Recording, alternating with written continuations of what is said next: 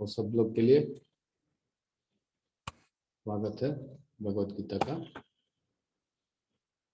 चतुर्थ अध्याय।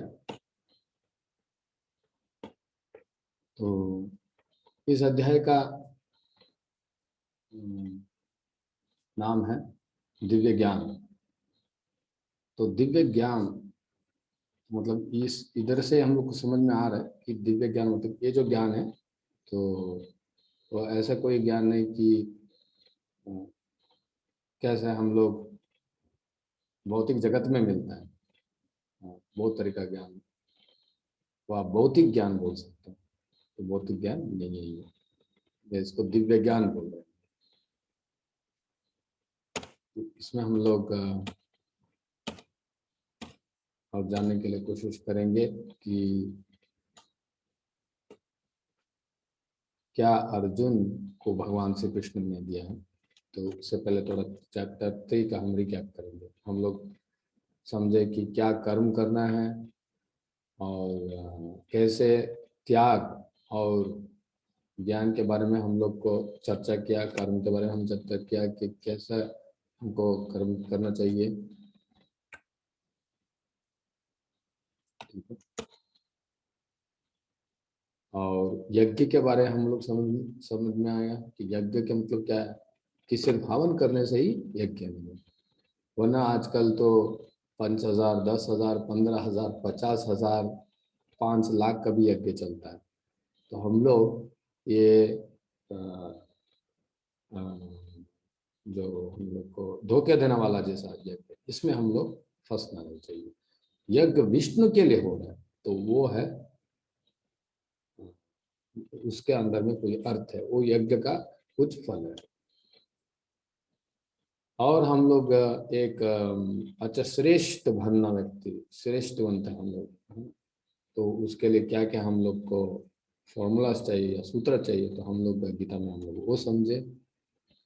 और हम लोग बहुत तरह का उदाहरण मिला हमको। श्रेष्ठ व्यक्ति लोग हैं उन लोगों के उदाहरण मिला, कैसे जनक महाराज, प्रहलाद महाराज, परीक्षित महाराज।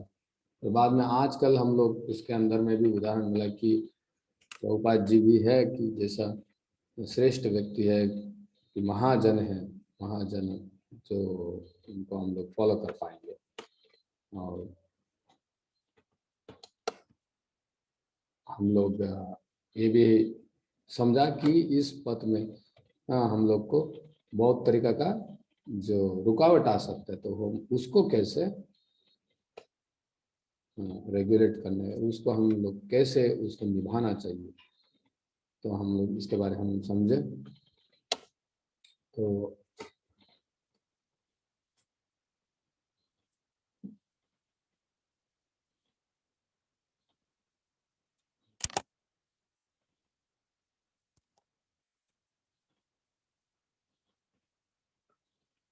अभी हम अध्याय 4 के अंदर में हम लोग देखेंगे कि दिव्य ज्ञान कैसे आता है।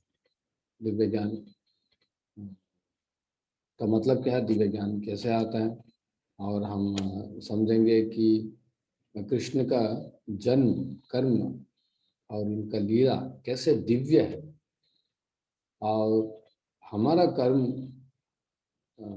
ज्ञान के ऊपर में निर्भर होना चाहिए, अज्ञान के ऊपर में नहीं, अंधविश्वास के ऊपर में नहीं, ये हम समझेंगे। और फिर बाद में अल्टीमेटली कि ज्ञान की तो ज्ञान को निर्भर करके ही यज्ञ में होना चाहिए। तो यज्ञ जो हम करते हैं वो ज्ञान युक्त होना चाहिए।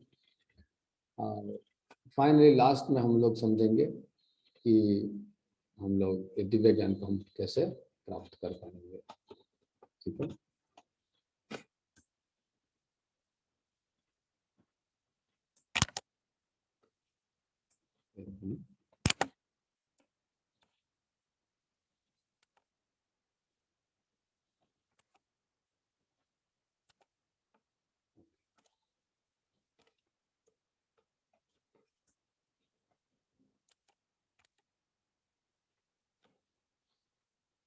तो हम चर्चा कर रहा था कि दिव्य ज्ञान कैसे हम समझेंगे और कर्म क्या करना चाहिए और यज्ञ कैसे करना चाहिए, अल्टीमेटली हमको ज्ञान कैसे प्राप्त हो। तो हम लोग इसमें समझेंगे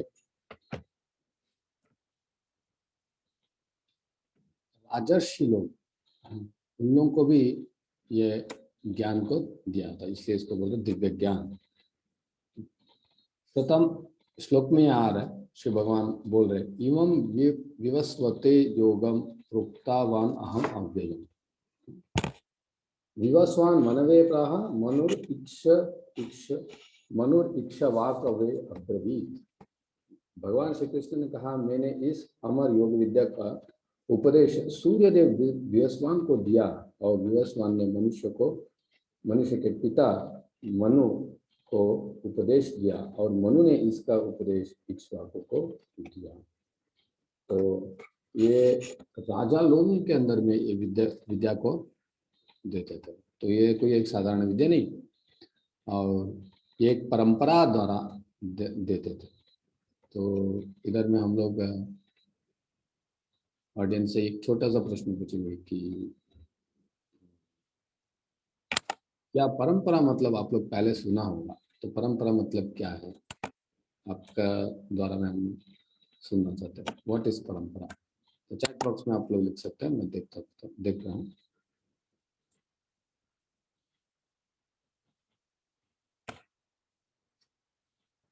परंपरा मतलब आप कभी सुना है तो आप इधर में आप एक बार टाइप कर सकते हैं, कोई भी। अनुपमा, कमलेश्वर प्रसाद, नरेश मतिया, प्रशांत अवस्थी, राहुल कमले, Sarika Chaturvedi, Sonali Gavas, Shri Lagna Sanyal, Utkarsh, thank you for coming. Okay, Rahul Kamle बोल रहे कस्टम्स और activities pass from generation. Okay, जैसा हेरिडिटरी हम बोल सकते हैं। Very nice. एक प्रथा भी हो सकता है कि हम लोग जैसे हम लोग का पिताजी को फॉलो कर रहे हैं, उसको हम लोग फॉलो कर रहे हैं। ये बहुत अच्छा है राहुल। दूसरे लोग भी लिख सकते हैं वी वांट एक्टिव पार्टिसिपेशन। अच्छा से लगेगा कि दोनों तरफ से हमारा एक नॉलेज शेयर होगा। Kamleshwar Prasad, transfer of knowledge from 1% to another, but it मतलब 1% to another. Okay, got it. हाँ, तो ये ज्ञान एक आदमी से और एक आदमी दे रहा है। जैसा हम लोग कॉलेज में भी देख रहे हैं कि प्रोफेसर स्टूडेंट को सुनाएगा, मतलब पढ़ाएगा, तो स्टूडेंट नेक्स्ट प्रोफेसर बनेगा तो वो नेक्स्ट स्टूडेंट को पढ़ाएगा। तो एक परंपरा धारा ये हम लोग सब जगह में हम लोग देख रहे हैं, परंपरा जैसा होता है। Yes, very nice. और नरेश मातिया लिख रहा है परंपरा मतलब जो एक पीढ़ी से दूसरे पीढ़ी से ट्रांसफर होता है। Yes, very nice. कि एक पीढ़ी से, एक जनरेशन से और एक जनरेशन तक एक ज्ञान हो सकता है या कोई स्किल हो सकता है, वैल्यू हो सकता है, इसको हम लोग सीखने के लिए मिलेगा। Very nice. इसलिए बोलते हैं ज्ञान देने से घटता नहीं, धन देने से घट जाता है। ज्ञान बोलते हैं देने से और ज्यादा होता है। Yes, customs transferring from one generation to another. Yes, प्रथा भी हो सकता है। Okay, thank you very much. So it is generally not documented, but way of life or food. Yes, very nice. तो हम देखेंगे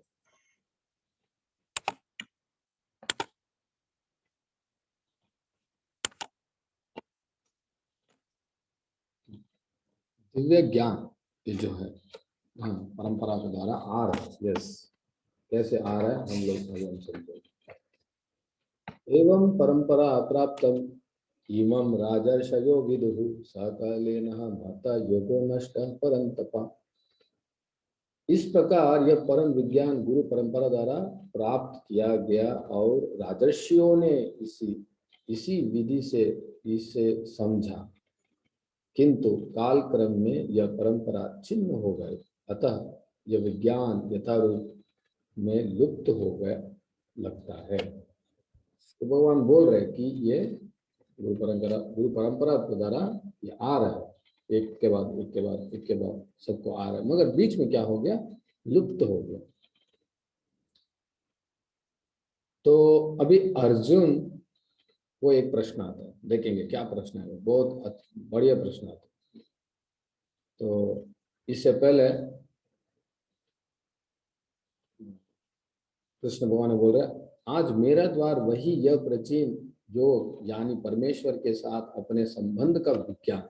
देखिए ये इसलिए इसको बोल रहे कोई धार्मिक नहीं है, मतलब जस्ट जस्ट धार्मिक नहीं है, ये विज्ञान है। ये आपको अच्छा लगता है आप धर्म फॉलो कीजिए, ये मेरा अच्छा धर्म, ये इसका धर्म है, इसका धर्म नहीं। सनातन धर्म जो है ये विज्ञान है। इसलिए बोल रहे भगवान आज मेरे द्वारा वही यह प्राचीन योग, यानी परमेश्वर के साथ अपने संबंध का विज्ञान, परमेश्वर के संबंध कैसा होगा ये विज्ञान तुमसे कहा जा रहा है, क्योंकि तुम मेरे भक्त तथा मित्र हो, अतः तुम इस विज्ञान के दिव्य रहस्य को समझ सकते हो। तो क्यों समझ सकता है, इसमें क्या है, क्यों समझ सकता है अर्जुन क्यों समझ सकता है, क्योंकि सिर्फ सखा नहीं मगर एक भक्त, क्योंकि तुम मेरे भक्त तथा मित्र हो। तो ये बहुत इंपॉर्टेंट है कि हम समझना है तो हमको क्या बनना चाहिए, भगवान को भक्त बनना चाहिए, तब हम बहुत अच्छे से समझ सकते हैं। प्रभुपाद जी इधर में बहुत अच्छे से बोल रहे हैं, अर्जुन श्री कृष्ण को भगवान के रूप में मानता है, अतः जो गीता भाष्य अर्जुन के पद चिन्हों का अनुसरण करते हुए किया गया है वह इस परम विद्या के पक्ष में वास्तविक सेवा है। किंतु असुर भगवान कृष्ण को उस रूप में नहीं मानते, वे कृष्ण के विषय में तरह तरह की मनगढ़ंत बातें करते हैं और वे कृष्ण के उपदेश मार्ग से सामान्य जनता को गुमराह करते रहते हैं। ऐसे कुमार्ग से बचने के लिए यह एक चेतावनी है। मनुष्य को चाहिए कि अर्जुन की परंपरा का अनुसरण करे और श्रीमद् भगवद गीता के इस परम विज्ञान से लाभ लेना। तो अर्जुन कैसे लिया वैसे हमको लेना भगवद गीता। तो वो बहुत इंपॉर्टेंट है कि अर्जुन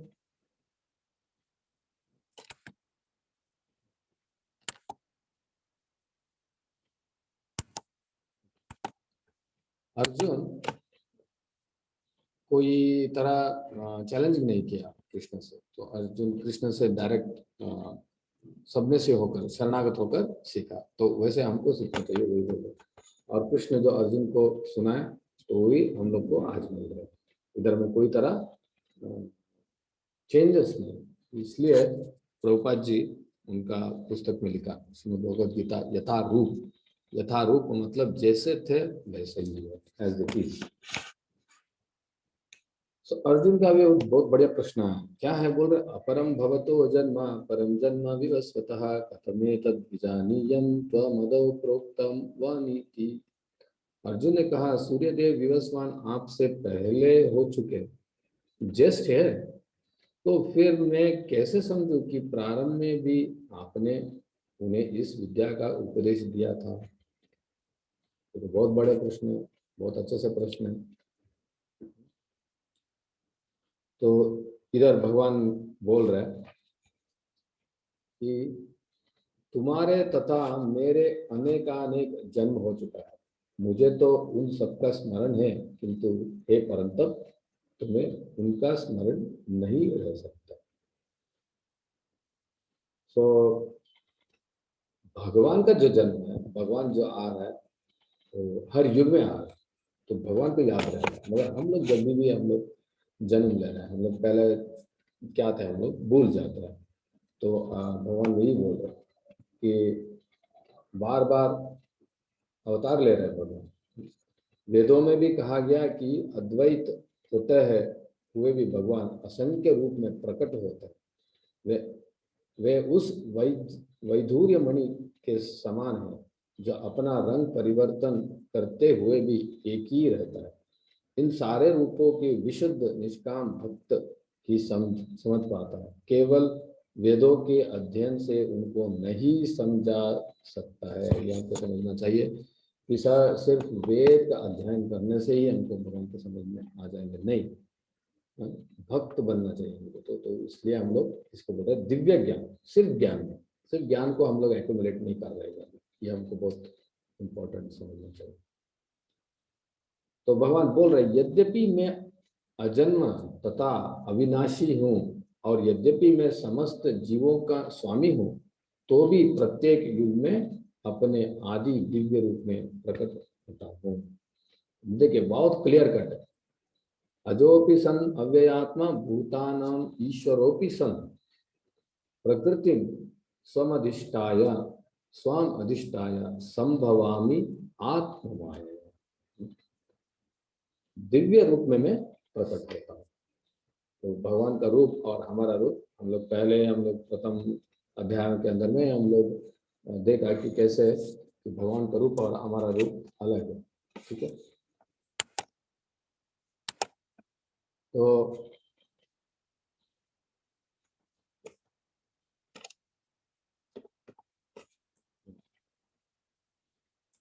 हम लोग देखा कि कैसे परंपरा का द्वारा आ रहा है। भगवान बोल रहे कि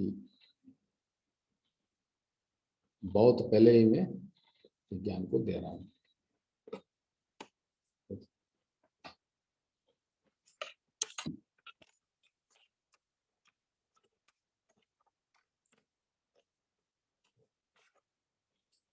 तो कोई सोच सकता है कि 5,000 साल पहले दिया था या 15,000 साल पहले दिया था, ना 1 लाख साल पहले दिया था। नहीं, 43 लाख 43 लाख 4,32,000 ईयर्स पहले ही दिए थे।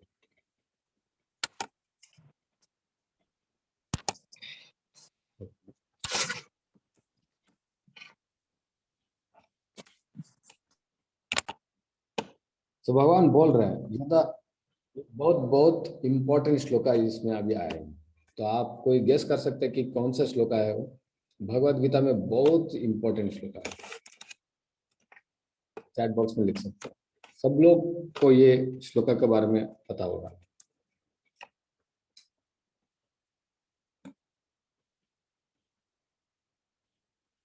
चैट बॉक्स में लिख सकते हैं। यस, श्री लग्न Sanyal, thank you very much. It's यदा यदा ही धर्मस्य ग्लानिर्भवति भारत अभ्युत्थानम् अधर्मस्य तदात्मानं सृजाम्यहम्। हे भरतवंशी, जब भी और जहां भी धर्म का पतन होता है और अधर्म की प्रधानता होने लगते हैं, तब तब मैं अवतार लेता हूं। तो देखेंगे अभी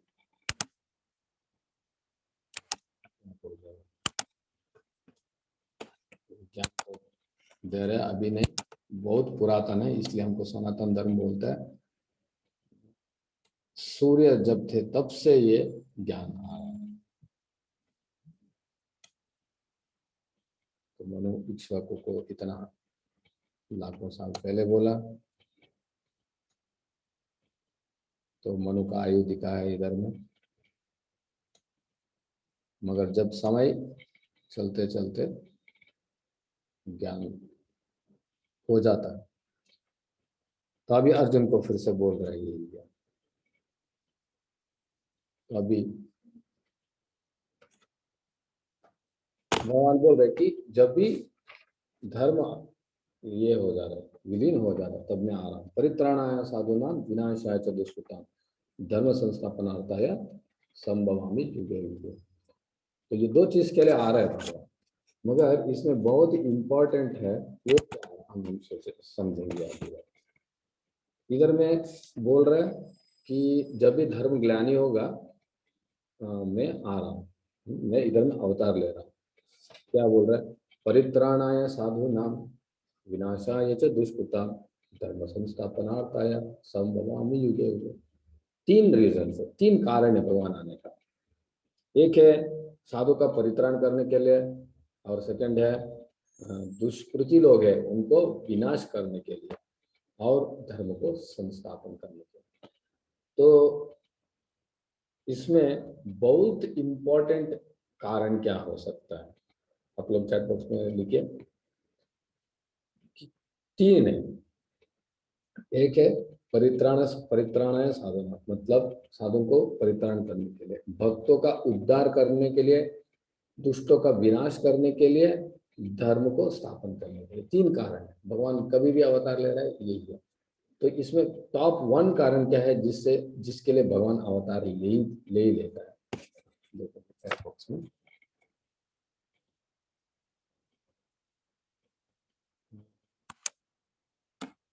धर्म संस्थापना था, या राहुल कमले बोल रहे धर्म संस्थापन के लिए, प्रशांत अवस्थी बोल रहे परित्राण साधना मतलब साधु का उद्धार के लिए।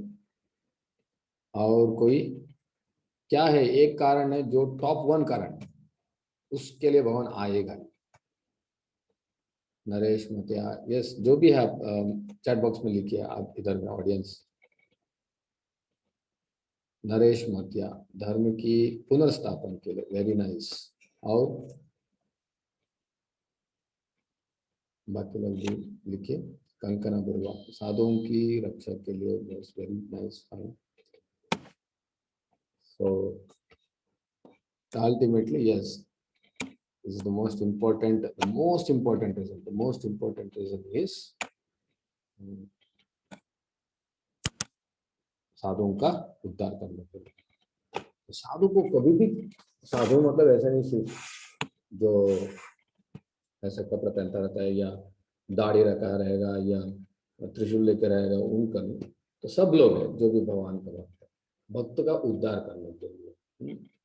परित्राणाय साधु नाम, तो साधु मतलब इधर में बोल रहे भक्त, ठीक है। भगवत गीता के अनुसार साधु कृष्ण भावना भावित व्यक्ति है। जिनके अंदर में कृष्ण भावना है तो वो साधु है।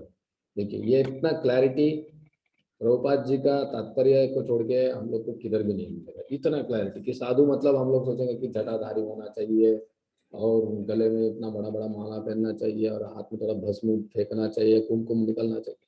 कितना तरीका का हमारा एक कंफ्यूजन हो सकता है, या मनगढ़ा मन की बात हो सकता है ना। मगर प्रभुपाद जी ने बहुत क्लैरिटी बोल रहे हैं, भगवत गीता के अनुसार, मेरा अनुसार नहीं बोल रहे प्रभुपाद जी, इसलिए बहुत इंपॉर्टेंट है भगवत गीता यथारूप आप लोग के पास रहना पढ़ना। प्रभुपाद जी बोल रहे भगवत गीता के अनुसार साधु मतलब पवित्र पुरुष कोई भी हो सकता है, कृष्ण भावना भावित व्यक्ति है। अधार्मिक लगने वाले व्यक्ति में भी यदि पूर्ण कृष्ण चेतना हो तो उसे साधु समझना चाहिए, ठीक है। तो अभी भक्तों का कष्ट जब भी किधर भी होगा तो भगवान अवतार नहीं, उनका अवतार कैसा होगा, अर्जुन को बोल रहे जन्म कर्म च मे दिव्यम एवं यो वेति तत्वतः त्यक्त्वा देह पुनर्जन्म नैति मामेति सोऽर्जुन।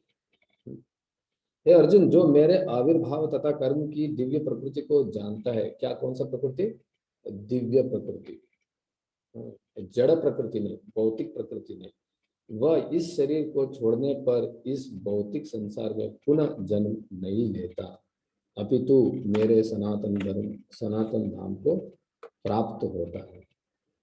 तो इधर में ये चतुर्थ अध्याय में ये भगवान का दिव्य गुण के बारे में समझा रहा है। तो ये दिव्य ज्ञान जो है वही है जो दिव्य गुण भगवान का समझने के लिए उनको इधर में कहा गया। तो कैसे दिव्य है, जो भगवान का जो शरीर है वो दिव्य है।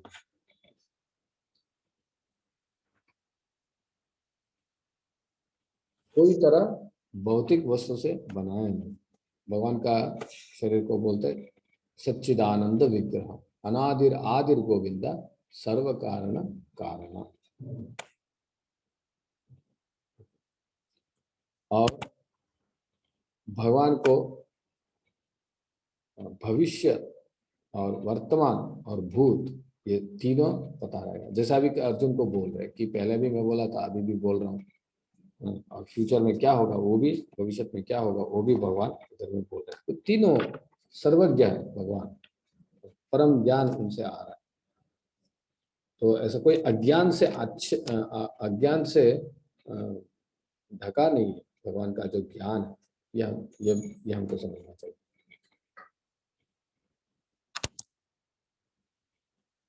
और भगवान कोई कर्म से अफेक्टेड नहीं, कर्म से उनको कोई जैसा भी कर्म फल जो बोलते हैं, तो भगवान को कोई कर्म फल लेने का अवसर नहीं है।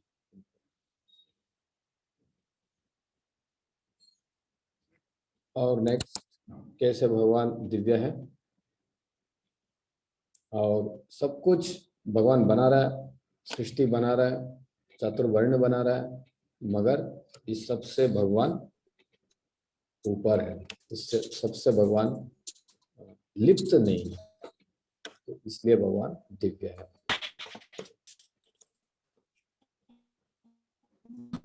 और कृष्ण और भगवान कभी फल की आशा नहीं करते।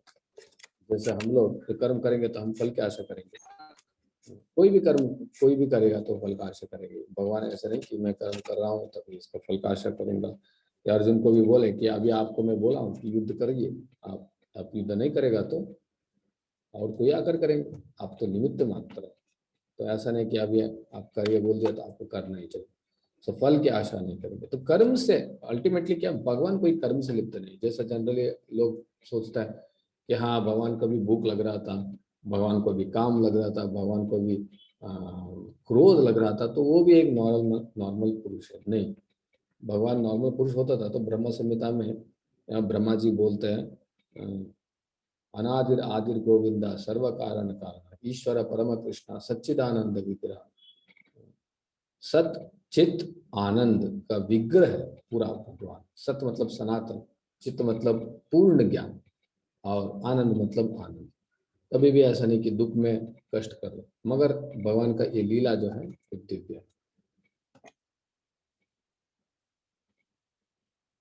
तो हमको समझना चाहिए कि भगवान ऐसा नहीं कि कोई सुपरमैन है, नहीं।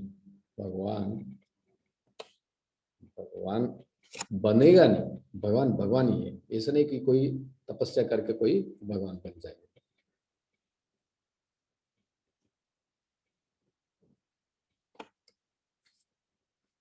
तो हम समझ में आया कि भगवान भक्तों का रक्षा करने के लिए आएंगे।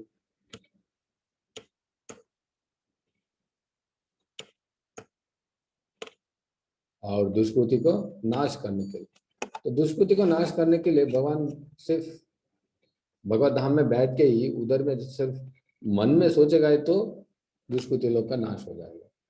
तो इसलिए प्रभुपाद जी तात्पर्य में बहुत अच्छे से बोलते हैं कि परित्राणाय साधुनां, भक्तों को रक्षा करने के लिए। जैसे प्रहलाद महाराज को कष्ट हुआ तो नरसिंहदेव आ गए, ध्रुव महाराज का कष्ट हुआ तो स्वयं उन्होंने दर्शन दिया। और फिर बाद में हम द्रौपदी को देख सकते हैं, हम लोग कष्ट हुआ तो फिर बाद में उन्होंने वस्त्र का दान किया और भगवान इमीडिएटली आया उधर। तो ये है भगवान आने का कारण, और उनका दिव्य रूप है, उनका दिव्य चेतना है, उनका दिव्य शरीर है। इसको हम लोग समझना चाहिए।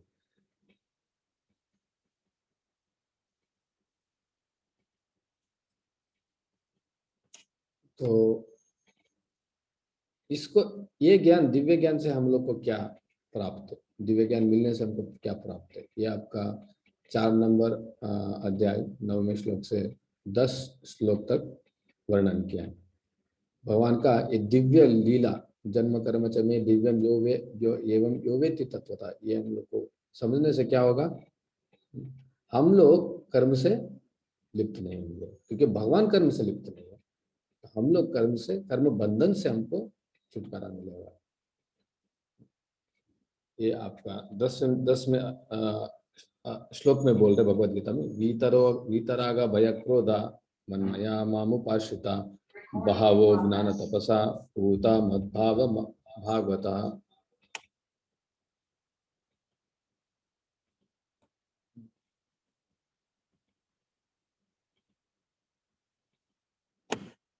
आसक्ति, भय तथा क्रोध से मुक्त होकर मुझ में पूर्णतया तन्मय होकर और मेरी शरण में आकर बहुत से व्यक्ति भूतकाल में मेरे ज्ञान से पवित्र हो चुके हैं। इस प्रकार से उन सबों ने सब मेरे प्रति दिव्य प्रेम को प्राप्त किया है। तो जैसे कि पहले कहा चुका था, विषयों में आसक्त व्यक्ति के लिए परम सत्य के स्वरूप में समझ पाना अत्यंत कठिन है। तो कोई भी भगवान को समझने के लिए हमको कभी किधर भी आसक्ति, ज्यादा आसक्ति लगी जाए, तब हमको इधर में बोल रहे कि उसको भगवान को समझने के लिए कठिन होगा। मगर जब भगवान का दिव्य गुण, जन्म और उनका कर्म जो दिव्य है हमको समझ में आएंगे, तो अब हम भगवान को समझ सकते हैं। तो सेकेंड रिजल्ट हमको क्या है कि हम लोग को ये जन्म, जरा, व्याधि और मृत्यु जो है, इस जो साइकिल है, जो है इस चक्र जो है, इसको हमको मुक्ति मिलेगा भगवान को दिव्य गुण को जानने के बाद में। और क्या होगा, भगवान का धाम को प्रवेश करने के लिए हमको अर्हता मिलेगा, योग्यता मिलेगा। और हम लोग जो भूल चुका है भगवान का प्रेम को, तो हम वापस पुनर्स्थापन कर सकते हैं। भगवान का संबंध हम भूल चुका है, वो हम वापस स्थापन कर सकते हैं। तो भगवान इधर बोल रही है, यथा माम प्रपद्यन्ते ताम तथैव भजामि मम वर्तमान वर्तन्ते मनुष्या पार्थ सर्वशः। जिस भाव से सारे लोग मेरे शरण ग्रहण करते हैं, उसी के अनुरूप में उन्हें फल देता हूँ। हे पार्थ, प्रत्येक व्यक्ति सभी प्रकार से मेरे पथ का अनुगमन करते हैं।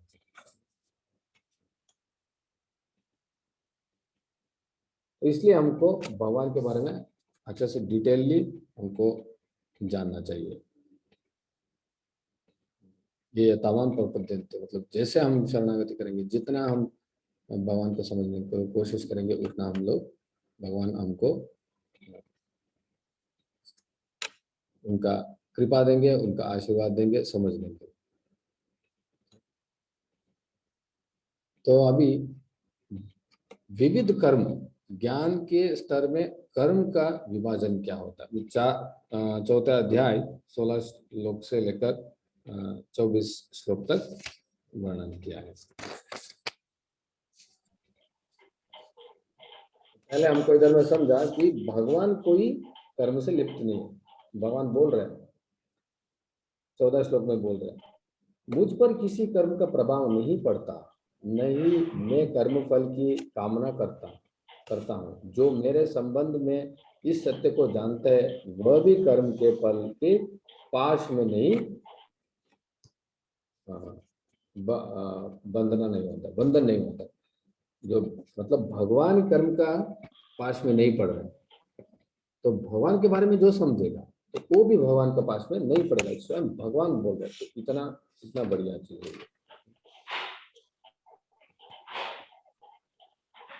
सुदीप ने सेफ ड्राइविंग मोड क्या कर दिया, आवाज नहीं आ रही इसमें। हरे कृष्णा। पार्टिसिपेंट्स माइक ऑफ रखिए। तो कृष्ण भगवान वर्ण जैसे क्या क्या कर्म करना चाहिए उसके बारे में भी बोल रहे हैं अर्जुन को। कैसे है कि कर्म विकर्म अकर्म क्या है। कर्मणो यपि बोद्धव्यम बोद्धव्यम च विकर्मणा अकर्णश्च अकर्मणश्च बोद्धव्यम गहना कर्मणो गति। हमको क्या करना चाहिए। कर्म की बारीकियों को समझना अत्यंत कठिन है। अतः मनुष्य को चाहिए कि वह यह ठीक से जानने की कर्म क्या है, विकर्म क्या है और अकर्म क्या है। जो मनुष्य कर्म में अकर्म और अकर्म में कर्म देखता है, वह सभी मनुष्य में बुद्धिमान है और सब प्रकार के कर्मों में प्रवृत्त रहकर भी दिव्य स्थिति में रहता है। तो इधर में हम लोग देखेंगे कर्म मतलब हम लोग वेद शास्त्र के अंदर में जो लिखा है, तो उसके अनुसार हमारा जीवन को हम लोग करेंगे तो उसको बोलेगा कर्म। और वेद के विरुद्ध हम जाएंगे उसको बोलेंगे विकर्म। और वेद के अनुसार करेंगे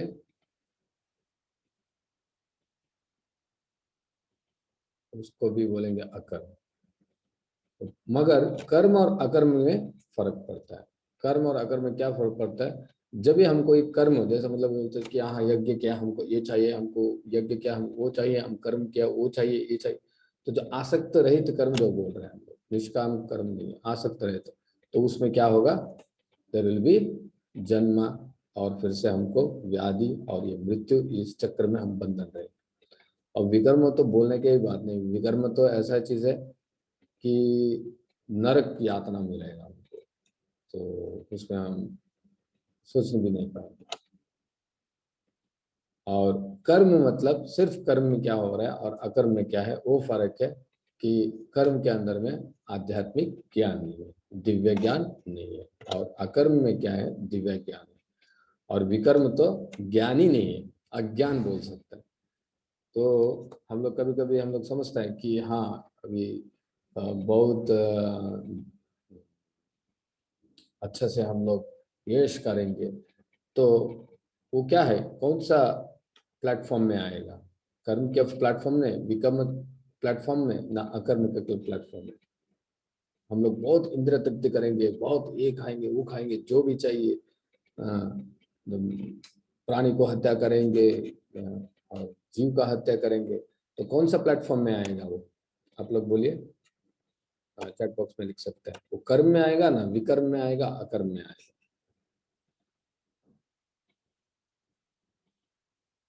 चैट बॉक्स में लिख सकते हैं। मेरे को जो चाहिए मैं करूंगा, मेरे मन को अच्छा जो लगता है, बोलता है भगवान अंदर जो है उनको दुख नहीं देना चाहिए, भगवान को बहुत खुशी देना चाहिए। तो देखेंगे।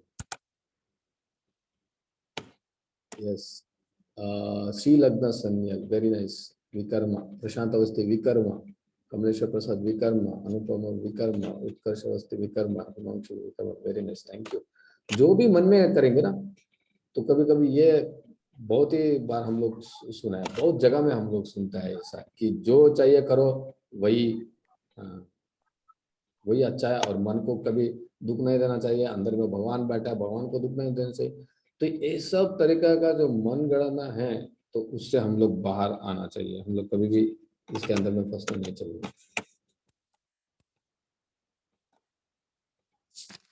तो चौथा अध्याय 17 श्लोक में भगवान बोल रहे हैं, कर्मणो ही अपि बोद्धव्यम, बोद्धव्यम च विकर्मणः, अकर्मणश्च बोद्धव्यम, गहनो कर्मणो गति। तो उससे पहले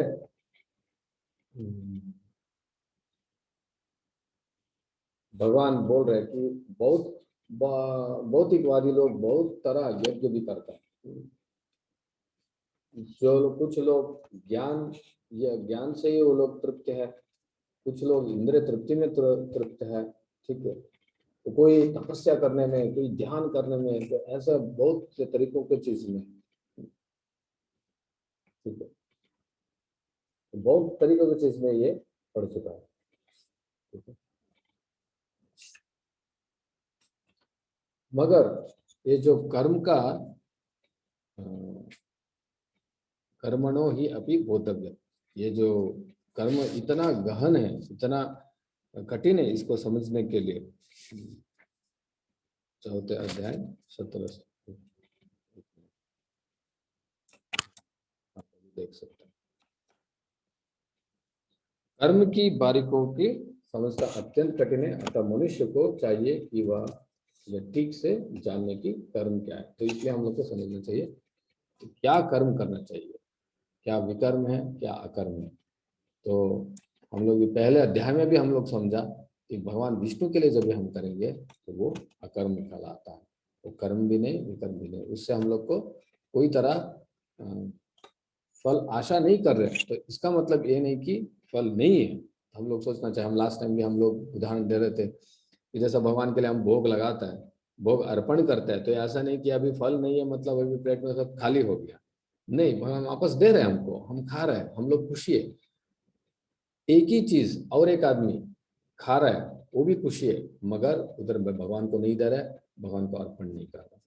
तो इसके बारे में हम लोग और भी डिटेल्स हम समझेंगे कैसे अर्पण करना है ये सब। तो ये कर्म विकर्म हम समझ में आया कि अकर्म मतलब हम लोग क्या है ये हम डिस्कस किया।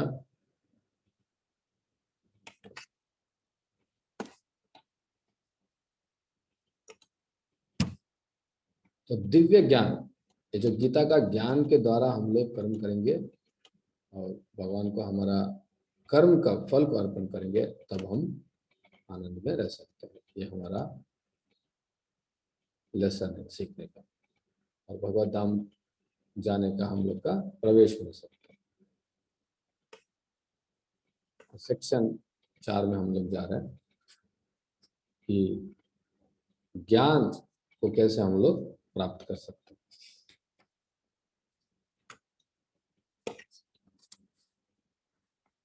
हम लोग पहले बोल रहे थे कि बहुत तरीका का यज्ञ है।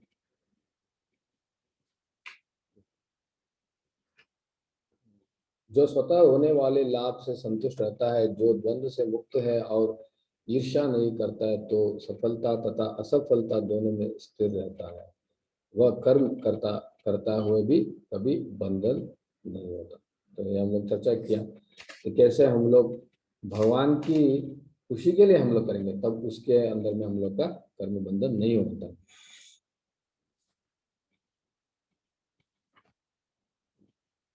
नायम लोको अस्ति अयज्ञस्य कुतो अन्य कुरु सत्तमा।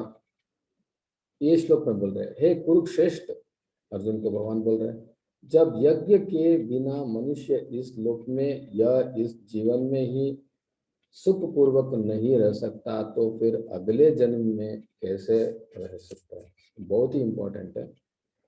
प्रभुपाद जी बोल रहे हैं, मनुष्य इस लोक में चाहे जिस रूप में रहे, वह अपने स्वरूप से अनभिज्ञ रहता है। दूसरे शब्दों में भौतिक जगत में हमारा अस्तित्व हमारा पाप पूर्ण जीवन के बहुगुणित फलों के कारण है। अज्ञान ही पाप पूर्ण जीवन का कारण है और पाप पूर्ण जीवन ही इस भौतिक जगत में अस्तित्व का कारण है। मनुष्य जीवन ही वह द्वारा है जिससे होकर इस बंधन से बाहर निकल जा सकते हैं। तो ये मनुष्य जीवन हमको मिल रहा है, तो यही हम लोग इस जीवन में हम लोग यज्ञ कर सकते हैं। पशु कीड़ा मकोड़े ये जो दूसरा जीव राशि है, वो लोग यज्ञ नहीं कर पाएंगे। तो फिर से हम लोग यज्ञ मतलब लास्ट टाइम भी हम लोग बोले थे कि यज्ञ मतलब सिर्फ हवन कुंड में यज्ञ नहीं करना, वो भी एक तरीका यज्ञ है। मगर हम लोग जो हमारा नियमित कर्म करना, प्रिस्क्राइब ड्यूटीज करना, तो उसको बोलते हैं यज्ञ।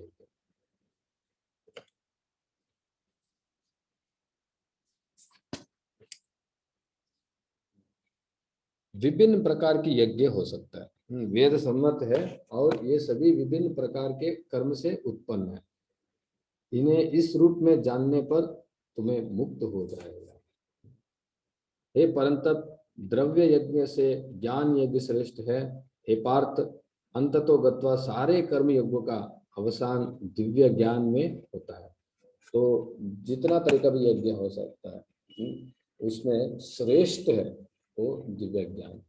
तो उसको हम प्राप्ति कैसे कर पाएंगे? भगवान इधर में बोल रहे, तद्विद्धि प्रणिपातेन परिप्रश्नेन सेवया उपदेक्षन्ति ते ज्ञानम ज्ञानिनम तत्वदर्शिनः।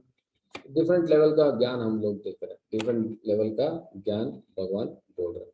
तो इसमें श्रेष्ठ ज्ञान है वो दिव्य ज्ञान। तुम गुरु के पास जाकर सत्य को जानने के प्रयास करो, उनसे विनीत होकर जिज्ञास करो और उनकी सेवा करो। स्वरूप सिद्धि व्यक्ति तुम्हें ज्ञान प्रदान कर सकते हैं, क्योंकि उन्हें सत्य का दर्शन किया है। तो हम लोग इसमें समझे कि जो भी हमारा कर्म है वो हम लोग यज्ञ के रूप से करना चाहिए। तो हम लोग ज्ञान के तरफ में जाएंगे, और ज्ञान में भी बहुत तरीका का है, उसमें दिव्य ज्ञान हम लोग पा सकते हैं। सेक्शन 5 में कि हम लोग देख सकते हैं कि ज्ञान प्राप्त करने का परम तथा उन्नत मार्ग।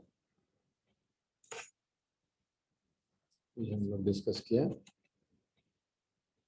और ये भी डिस्कस किया हम लोग गुरु परंपरा के द्वारा हम लोग को ज्ञान लेना चाहिए। क्यों? ये ज्ञान क्या होगा?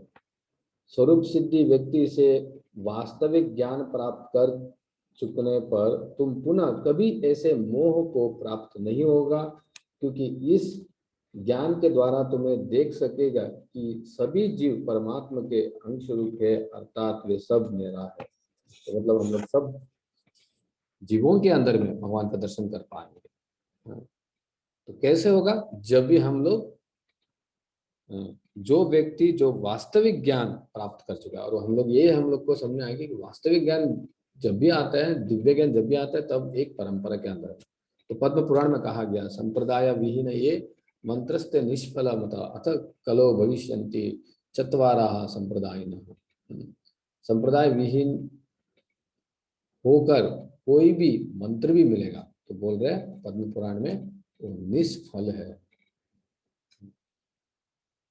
तो 4 संप्रदाय वर्णन किया है।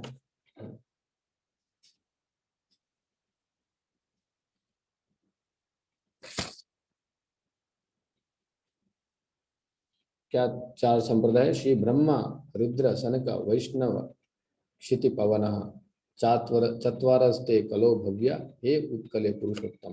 पद्म पुराण में कहा गया ये चारों संप्रदाय। एक है ब्रह्म संप्रदाय, भगवान ब्रह्मा जी को उपदेश दिया, और नेक्स्ट है रुद्र संप्रदाय, ब्रह्मा शिव जी को उपदेश दे रहा है, ब्रह्मा फिर से भगवान फिर से चतुष कुमारों को उपदेश दे रहा है, और ब्रह्मा जी लक्ष्मी को उपदेश दिया। ये 4 संप्रदाय, ये 4 संप्रदाय के बारे में शास्त्र में कहा गया। इस 4 संप्रदाय को बोल रहे गुरु परंपरा। हम लोग समझना चाहिए, तो गुरु मतलब कोई भी गुरु नहीं हो सकता है, भगवान अधिकृत क्रिया हुआ ये संप्रदाय। तो हम लोग देख सकते हैं ये पद्म पुराण से है।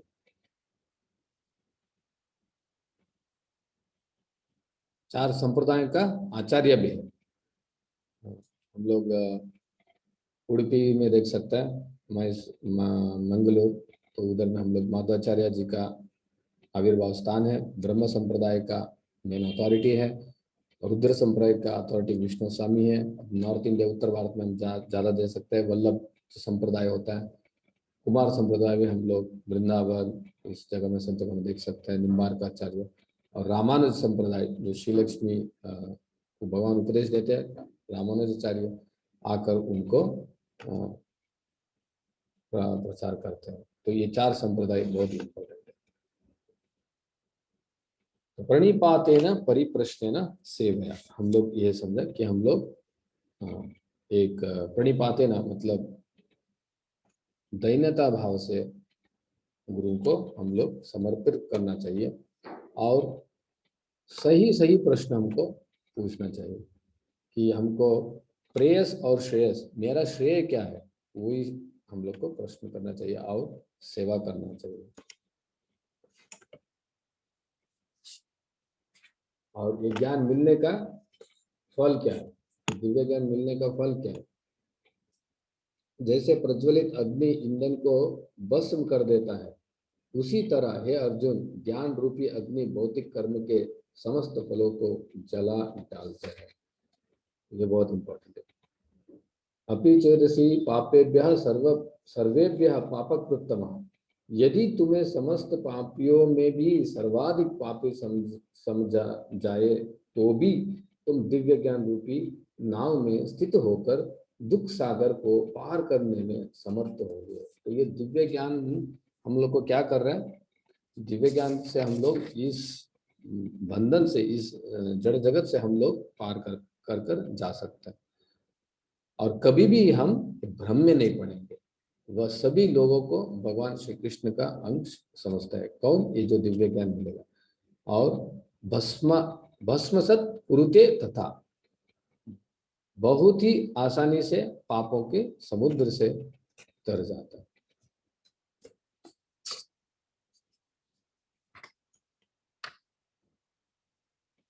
तो कौन इसको, इस ज्ञान को समझ सकता है? जो व्यक्ति अपने कर्म फलों का परित्याग करते हुए भक्ति करता है और जिसके संशय दिव्य ज्ञान द्वारा विनिष्ट हो चुका है वही वास्तव में आत्मपरायण है धनंजय। वह कर्म के बंधन नहीं होता है।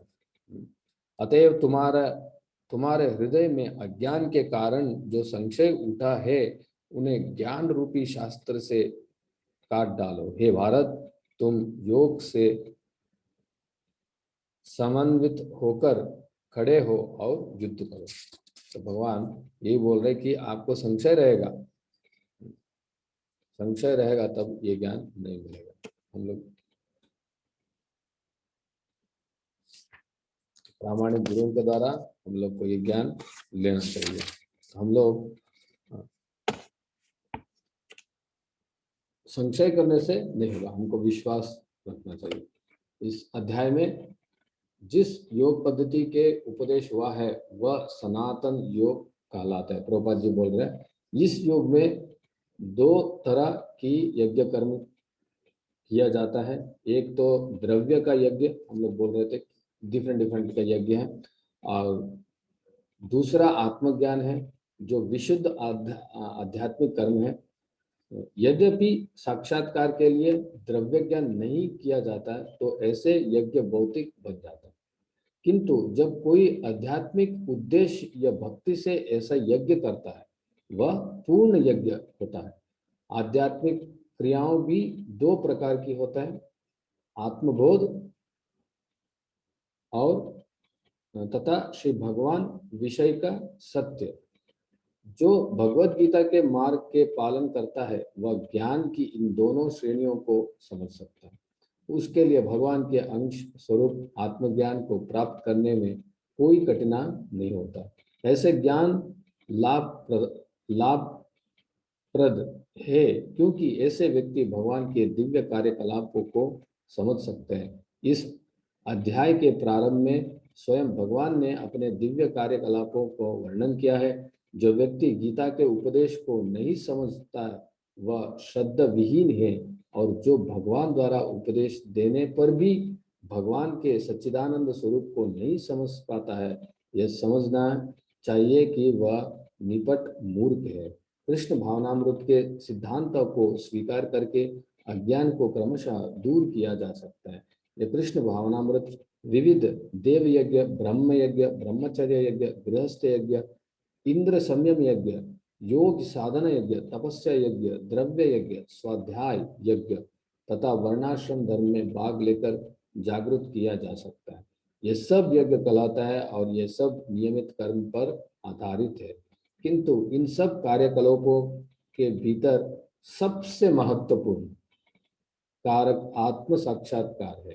तो ये सब कर्म के अंदर से भी बहुत इंपॉर्टेंट है, वो है आत्म साक्षात्कार। जो इस उद्देश्य को खोज लेता है वही भगवत गीता का वास्तविक पाठक है, किंतु जो कृष्ण को प्रमाण नहीं मानता वह नीचे गिर जाता है। अतः मनुष्य को चाहिए कि वह सेवा तथा समर्पण समेत किसी प्रामाणिक गुरु के निर्देशन में भगवत गीता या अन्य किसी शास्त्र का अध्ययन करे। प्रामाणिक गुरु अनंत काल से चली आने वाली परंपरा में होता है और वह परमेश्वर की उन उपदेश से तनिक भी विपत नहीं होता जिन्हें उन्होंने लाखों वर्ष पूर्व सूर्यदेव को दिया था और जिनसे भगवत गीता के उपदेश इस धराधाम में आए।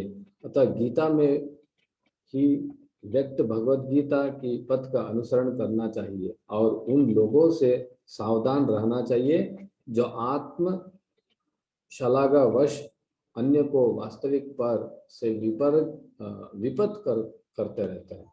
भगवान निश्चित रूप से परम पुरुष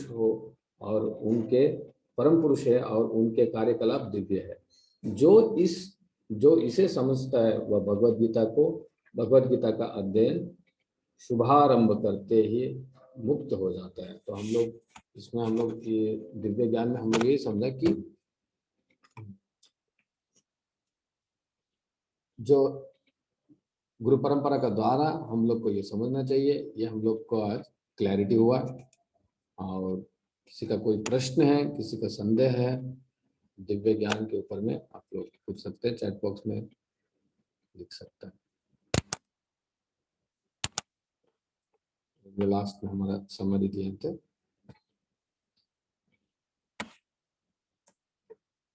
शांत अवस्थी